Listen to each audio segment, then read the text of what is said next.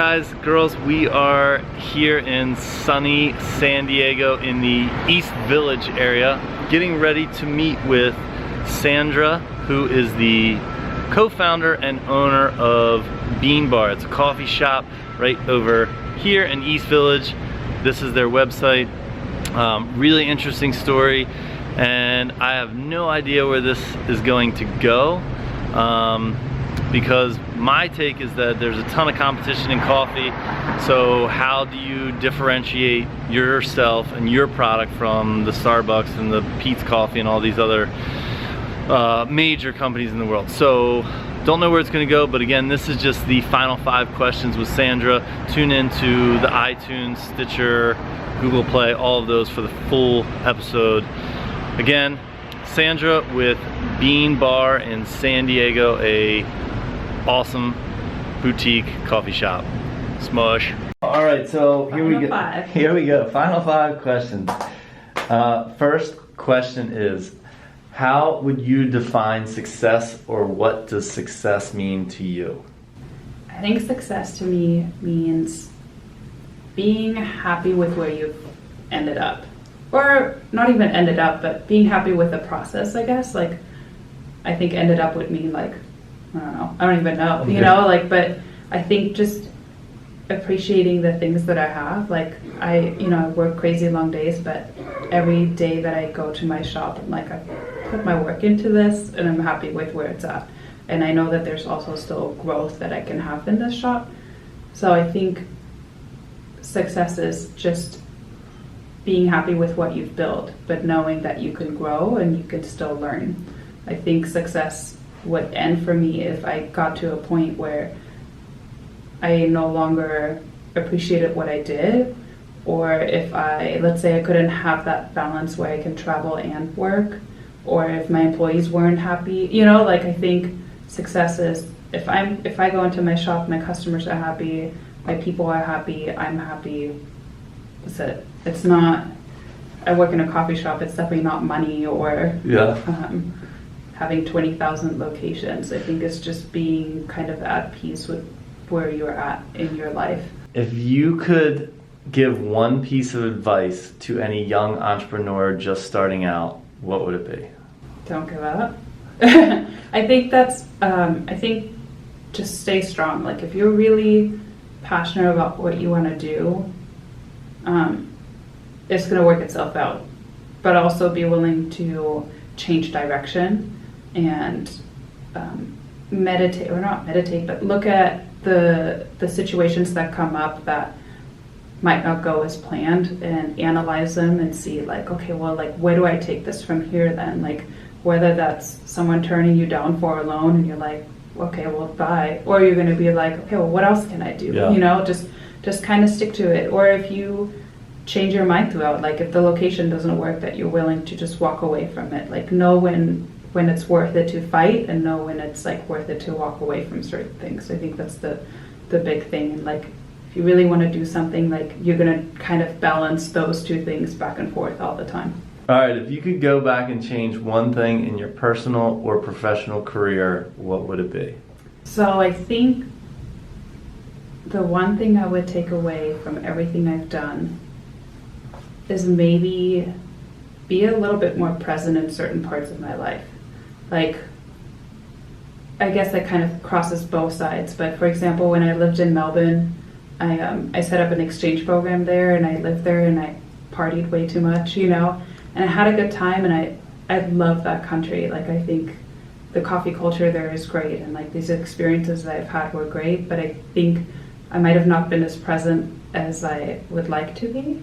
And I think sometimes, even in the shop now, it's the same thing. You go through these motions, and it's like, when I step back and I look at it, I'm really appreciative of it, but I don't do that necessarily on a day-to-day basis. And I'm trying to get better at it, but I think that's like all throughout my life. I just kind of float, but that's who I am. That's why I don't re-sign leases, like, so, because you're like, oh, I can always go back to that or this. And I think just being in the same place now and like not really being able to do that, I'm finding that, like, I don't think I was as present as I wish I would have been in some of these parts of my life.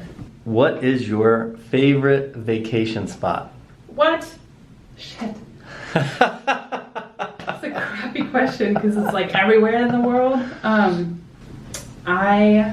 Stateside, like US wise, Yosemite National Park is, I know it's like super busy in the freaking summer. We're actually going back next week, but it's the one place where you go and you feel so tiny. And I love this, like, you go in and there's these cliffs on both sides and all these crazy waterfalls. Like we went last year and we hiked this like secret trail from the 70s that was a rock slide, and you go up the top and it's super sketch, and I have no hand-eye coordination, which means I have no idea how I made it up or down. And we get to the top and it's the one place in the park where you can see 5 waterfalls from the same spot. All of them were dried out, but different story. But you go up there and you're just like, it's just incredible, you know, and to have that pretty much in our backyard is so cool. So in the US, like that's the place where if I like need some nature or like I want to go outside, and like you can find these cool spots in like a sea of people where there's one person on this trail, you know, like that's so cool. Yeah. Internationally, I mean, I spoke on it earlier a little bit. I loved Australia. I think it's the people there are so open and they're just like, yeah, like I think that's why maybe I'm also always floating a little bit. Like I connected with the people that were like, yeah, you know, it's cool. Like you just go travel and then you work for a little bit and you get paid a really good minimum wage, so you don't have to work very much to go travel some more. And so I loved living there because it was just this great balance that people had of like, they worked hard, they played hard, and like they kind of figured out how, like, even on a political level, like, I mean, it's not perfect, but having a good health insurance to support whatever you need to do, or not paying back your student loans till you make a certain amount of money, and like having flights within the country for $30, like, yeah, is awesome. But then, like, sometimes home is just nice too, you know? Yeah, I agree. Sometimes you just need to sit and recharge and in the comfort of your own stuff. You really can't appreciate it, and then you just float. Yeah. God damn it. What is one thing, or is there anything that keeps you up at night? Stress? Yes. I think, yes. That's a big thing, I think, when you run your own business, and I think a lot of people go through this that run their own businesses. It's like I'm also the person that worries about everything. Like Jason is really good at like shutting things off and kind of keeping it at that. And I'm like, well, what about this and what about that? And then I lay there at night and I'm like, I wish we could do this and I wish we could do that. And like, I'm always like thinking of the next thing.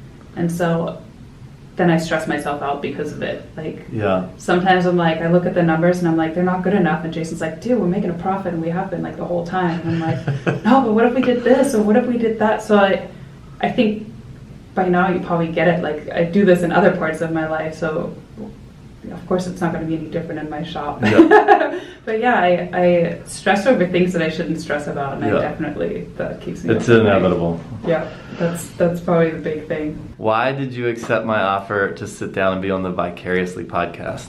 Ooh, okay. I love podcasts. We were talking about this earlier. I used to have a podcast called Let's Coffee and Cake, and unfortunately we all got too busy and couldn't do it anymore. But literally all we did was sit down, have coffee and cake, and like chat about whatever the heck we felt like talking about. It was a blast. And every time we would go and have guests on the show that were from kind of all different parts of coffee. Like we had Americano Mondays, who he's like a photographer / blogger and funny as heck. Or we had Jeff Clinert, who owns Bear Coast in San Clemente, like used to be a comedian, and I like always wanted to be on the other side of that. And so when you said, or when Ashley actually was like, hey, you want to be on our friend's podcast? I was like, what? Yes, I'm check marking this off. So that was like, I was like, yeah. And I just love sitting here with funky headphones and like big microphones and pretending I'm cooler than I am. That works. All good answers. SD Bean Bar. Check them out. sdbeanbar.com. Vicariously Podcast. We are out. Bye.